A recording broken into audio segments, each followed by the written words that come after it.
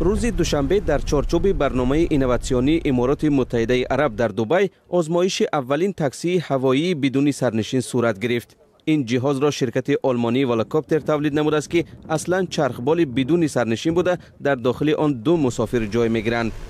در آزمایش روز 25 سپتامبر تاکسی بدون مسافر به هوا خیست. فعلا این تاکسی امکان دارد که بدون نظارت از بیرون 30 دقیقه پرواز کند و در حالت از کار برآمدن محرک‌هایش با اکومولاتورهای احتیاطی و حتی 2 پاراشوت تأمین است.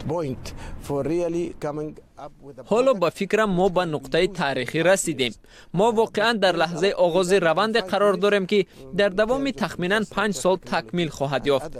در این مدت ما باید کار زیادی را از نقطه نظر فناوری و غیره انجام دهیم.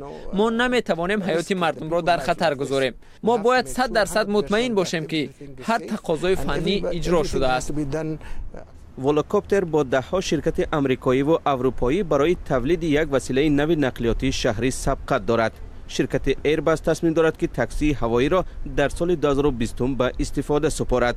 همین گونه شرکت عظیم کیتی هاو، گوگل و اوبر هم در پی تولید وسیله های نو نقلیاتی هستند. ولوکوپتر هم از نقطه نظر فنی و هم از تأمین برق چند وسیله علاوه دارد.